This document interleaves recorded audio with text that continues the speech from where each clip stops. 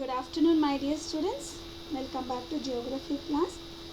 The third lesson from this geography class, fourth lesson, that is structure of the earth. Since it is a small lesson, I have chosen this geography only, again continuation.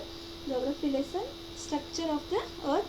I have finished within one class. It is a small lesson. So, we'll discuss syllabus. It is earth structure, core, mantle, crust, meaning, extent and their composition. You have to focus on the syllabus. That is core, mantle, crust. What is the meaning of core, mantle, crust? Their extension and their composition and its structure also. So as we all know, our knowledge about the interior of the earth comes not from excavations and explorations of the interior parts of the earth, but from the study of seismic waves, materials thrown up by volcanoes and the evidence from the theories of the origin of the earth. Do you think so that the interior of the earth, the study of the structure of the earth or the interior parts of the earth like core, mantle, crust, all these have been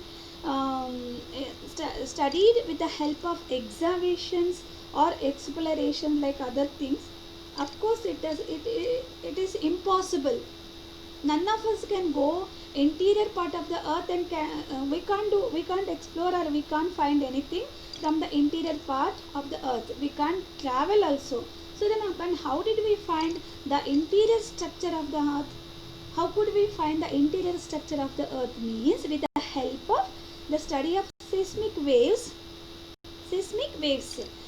with the help of volcanoes and earthquakes. The earthquake records we record in the form of seismic waves, materials thrown up by the volcanoes and evidences from the theories of the origin of the earth. In respect of seismic or earthquake waves, only primary waves, that is P waves, about these earthquakes, primary waves or secondary waves, all these things we will discuss in the further chapters. The separate chapter itself is there about earthquakes. Of course, the primary waves of these earthquake waves can travel or pass the primary waves only can pass the surface of the earth. The secondary waves do not pass through the liquids. The seismic instruments which record these waves have enabled scientists to know about the density, pressure and temperature of the interior of the earth. With the help of the seismic waves and materials thrown up by the volcanoes and evidence which explain the theory of origin of the origin of the all help of especially these scientists which record these waves help the scientists to know about the density, pressure and temperature of the interior. After material thrown by volcanoes rise to the surface of the mantle inside earth. These are we might know about this. From study of material, scientists come to know the mistructured interior earth. Keep in mind the origin of science study meteorite which on the surface of earth. Earth is reconstructed of the materials, the meteorites. So the hidden out earth comes radio elements, deep earth. These in the area us to the interior earth. So with the earthquake wave or seismic sign from the density, pressure, temperature of the earth. Then with the help of the volcanoes, the materials which were thrown up by the volcanoes, the scientists came to know about the materials that constitute the interior of the earth, and with the help of the theory of the origin of the earth, scientists study the meteorites which fall on the surface of the earth. Then the materials which are consist of the earth, interior part of the earth, with which materials it constituted the earth, which materials, and all this they were able to study. So with the help of seismic waves or earthquake waves, they found density, pressure and temperature. With the help of molten material which were thrown up by the volcanoes, they found it was formed with the material. The scientists have come to know with which material the earth is formed and constituted or formed. And with the help of theories of its origin, they found that the heat in the interior areas helps to estimate the temperature of the interior of the earth. So now we will move on to the main concept, the earth structure.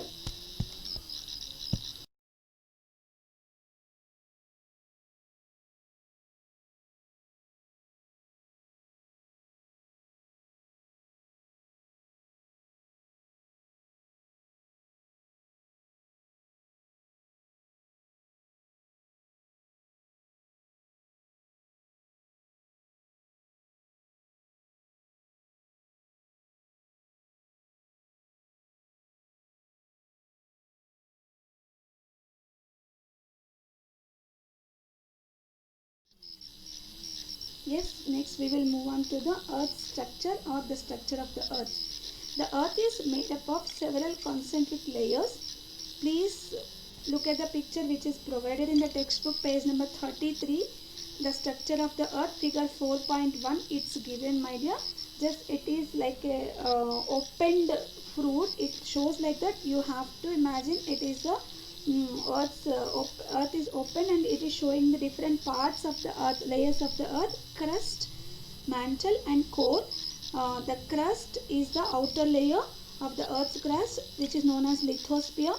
Parts of the earth's crust that are immersed under the oceans and seas from the hydrosphere. The parts of the earth's crust that are immersed under the oceans and seas from the hydrosphere. Next, extending upwards, the earth is enveloped by a blanket of gases which make up the atmosphere. If you want, you can see figure 4.4. You can see the layers of the atmosphere, page number 34. Once again, it is shown in another dimension, the layers of the atmosphere, the layers of the earth. Next, chemical composition of the earth. The lithosphere or the outermost crust of the earth is the thinnest layer. You can see how much thin it is in the figure 4.1. The crust, just very thinnest layer. Crust occupies smaller space on the earth, outer layer. It is made up of rocks with large content of silicates, feldspar, mica, etc. Next, the lithosphere can be divided into two broad divisions. Lithosphere, this outermost layer or crust or the lithosphere, can be divided as Sial and Sima. Sial appears to float above Sima because Sial has less density than Sima. It looks like Sial is floating. What is this Sial and Sima? I will explain you. The name Sial is taken from silica, first two letters from silica and first two letters from aluminium, that is Sial, S-I-A-L, Sial. Then Sima is named after silica and magnesium.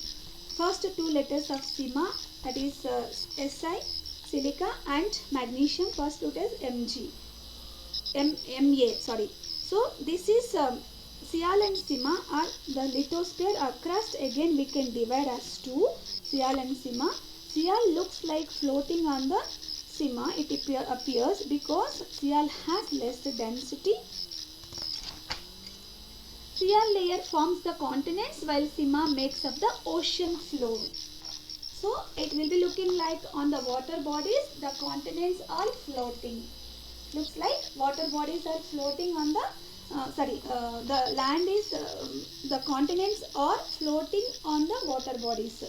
The core of the earth is called Nephe. Interior part, very interior part of the core is called as Nephe. It is made up of nickel and ferrous. The chemical form of iron is ferrous, as you all know that. Nickel and ferrous, that is Nephe. Since there are heavy metals having high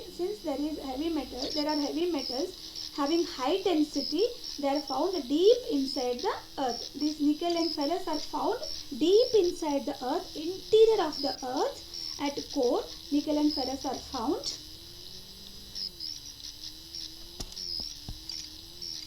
This is about the chemical composition of the earth. Chemical composition. Of course, my dear students, the pic which I have provided in front of you, the same pic, figure 4.1, which is in your textbook, which shows the chemical composition of the earth or structure of the earth, that is lithosphere, a thin layer, thinnest layer of the earth, that is lithosphere or crust, outer layer, and interior part, as well as mantle and core also have been shown in this picture.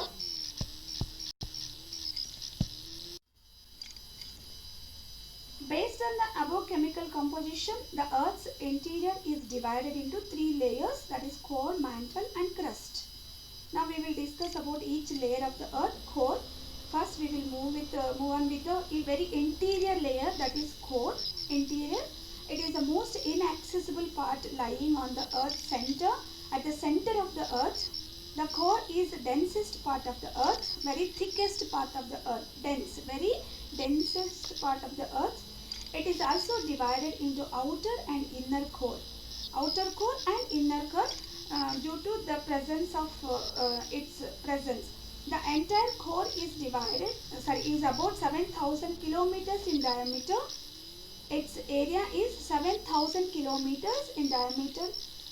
It occupies 7,000 kilometers of the earth. Then the temperature ranges from about 4,400 degrees Celsius to about 6,000 degrees Celsius. My dear students, just imagine in summer in our place we may feel maximum 48 degrees temperature.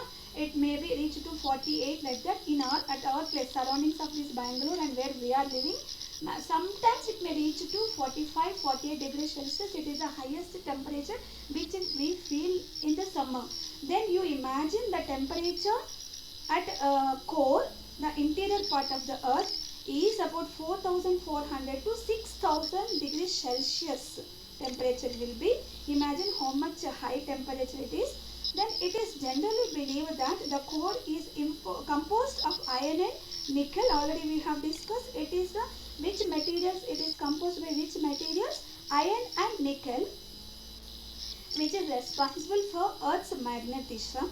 The magnetic field is oriented towards north and south poles.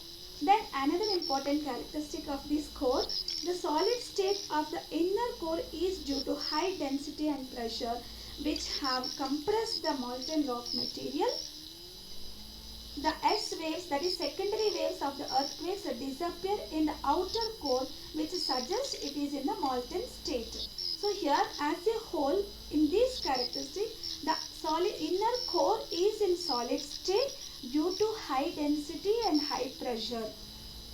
And now if you go to the outer core is in the molten state. Molten state means earlier which was in the form of solid and changed into liquid, transformed into liquid. The outer core is looks like the outer core is in the form of molten state, that is in the liquid state, which was transformed from the solid to liquid state, the outer core. But inner core is in the form of solid state. How do we know that? Here outer core is in the molten state, that is transformed as a liquid state, means the earthquake waves or the S waves or the secondary waves, when they enter, they did not travel through this outer core, because it suggests that secondary waves cannot travel in the liquid state. Through liquids they cannot pass through liquids. So it suggests that the outer core is in the form of liquid state, or which is transferred from the solid to liquid, that is molten state. But inner core again it is in the solid state. Why?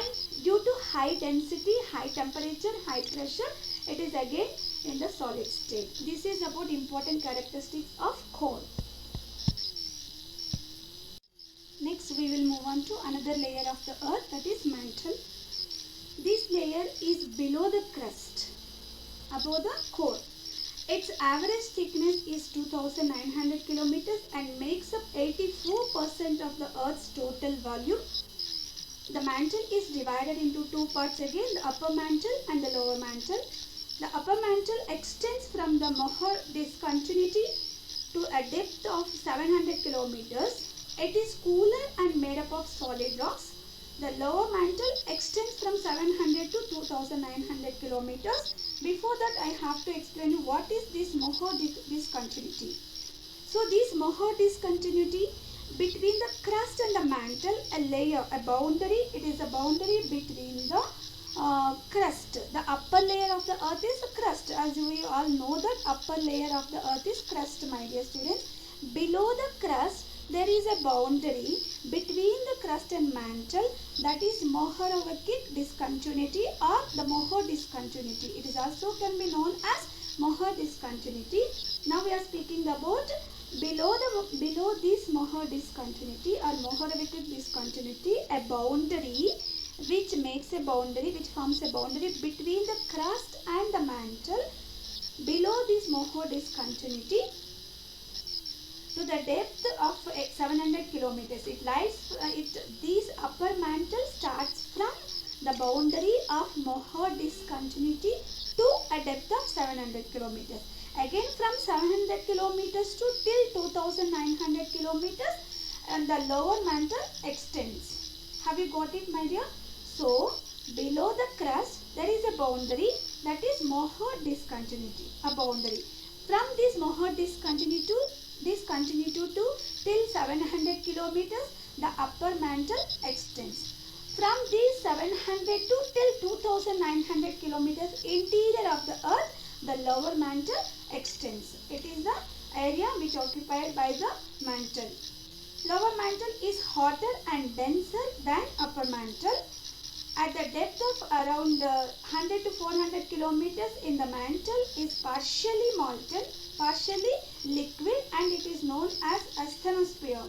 Asthenosphere is the partially molten area which lies between 100 to 400 kilometers in the mantle. Once again, this is known as asthenosphere. In some of the competitive exams, question can be asked in which layer of the earth that this asthenosphere lies. This lies in the mantle from 100 to 400 kilometers, which is partially in the form of molten, semi-molten. Partially molten is nothing but semi-liquid shape. Lower mantle is solid due to high pressure. Again, lower mantle is just like lower, how the inner core is in the form of solid due to high density and high pressure. In the same way, lower mantle is it is in the solid due to high pressure, just like inner core, how we have discussed in the case of inner core. Next, as the pressure increases towards the interior of the earth, the density also increases in mantle. Next, the temperature varies between about 1000 degrees Celsius around 3000 degrees Celsius in the mantle. These are the important characteristics of mantle. It is also divided as lower mantle and upper mantle. It occupies from the boundary of Moravec discontinuity to till the Gutenberg discontinuity. Okay, I will tell you what is this Gutenberg discontinuity. Below the mantle, again there is another boundary formed. The boundary between the mantle and the core or the mantle core interface is known as Gutenberg discontinuity. So, I can give you a clear-cut imagination about the different layers of the earth from the top to interior, my dear. First, at the outer layer of the earth is crust. Got it? Below the crust, there is a boundary. It is known as Moravec discontinuity. Then, below this boundary lies mantle. Mantle again divided into upper mantle and lower mantle. Again, below this mantle, one more boundary formed, that is Gutenberg discontinuity. Below this Gutenberg discontinuity, interior part, that is core. Again, core is divided as inner core and outer core, that already we have discussed. Now, we will discuss about Gutenberg discontinuity. The boundary between the mantle and core or the mantle core interface is known as Gutenberg discontinuity. What are the characteristics of this boundary? It begins at the depth of 2800 kilometers. Here there is an abrupt change in the seismic waves generated by the earthquakes or explosions that travel through the earth. Primary seismic waves, that is P waves, decrease in velocity, while secondary seismic waves disappear completely here in the Gutenberg discontinuity, because it is in the molten shape. Again, it is in the molten or liquid form. It is in the liquid form. That is why secondary waves do not travel here. Next, it is a dense, probably due to greater percentage of iron. This Gutenberg discontinuity or the boundary is very thick due to greater percentage of iron. Next, we will move on to the crust or lithosphere, the outer layer of the earth. The crust is called a lithosphere because it is a shape of solid rocks, that is lithos meaning stones or rocks. Crust is only 1% of Earth's mass and contains all known life in the universe. The crust is a relatively thin layer of rocks with a thickness of 60 kilometers below high mountains and just 5 to 10 kilometers below the oceans. It occupies just 60 kilometers. As we have seen in the picture, the structure of the earth. It occupies very thin layer with 60 kilometers below the high mountains, and it occupies 5 to 10 kilometers below the oceans. Considering the size of the earth, the crust is a relatively thin layer. The temperature of the upper part of the oceanic crust has been estimated at 0 degrees Celsius, but is gradually starts rising towards the interior. The weight and pressure of rocks also starts increasing with depth. These are important characteristics of crust. Next, Mohorovicic discontinuity. As I have already explained, it is a boundary between the crust and the mantle, was discovered by Yugoslavian scientist Andrija Mohorovic in 1909. It is simply known as just Moho discontinuity. It is a boundary between the crust and the mantle. In the same way, Gutenberg discontinuity is the boundary between the mantle and the core. Yes, next we will continue. What are the properties of this boundary? It forms a boundary between the crust and the mantle. Like the crust, it does not exist at a uniform depth. It does not occupy uniform area.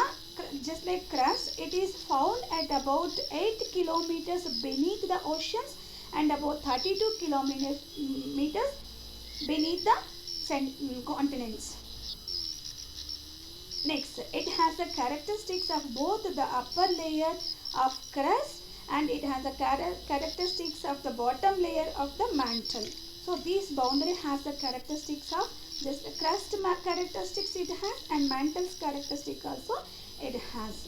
Because of the continuous changes in the earth's crust due to forces of nature, the thickness of the lithosphere is very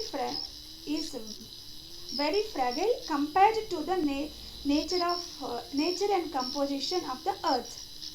Once again, because of the continuous changes in the earth's crust due to earthquakes or due to volcanic eruptions, there are continuously changes occurring. Due to forces of nature, the thickness of the lithosphere or the crust is very fragile compared to the nature and composition of the earth. The theory of continental rift put forward by Wagner in the early 20th century and the theory of plate tectonics put forth in 1960s suggests that the earth's crust undergoes structural changes. Other than other two layers like mantle and core, there are no changes, but the earth crust, the outer layer, the earth crust or the outer layer of the earth undergoes many changes. Besides the lateral movements give the earth a new shape tough very slowly over millions of years. This is about the outer layer of the earth, that is the crust.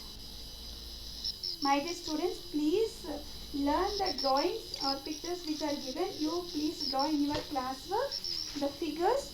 Questions can be asked based on the figures also which are provided in your textbook.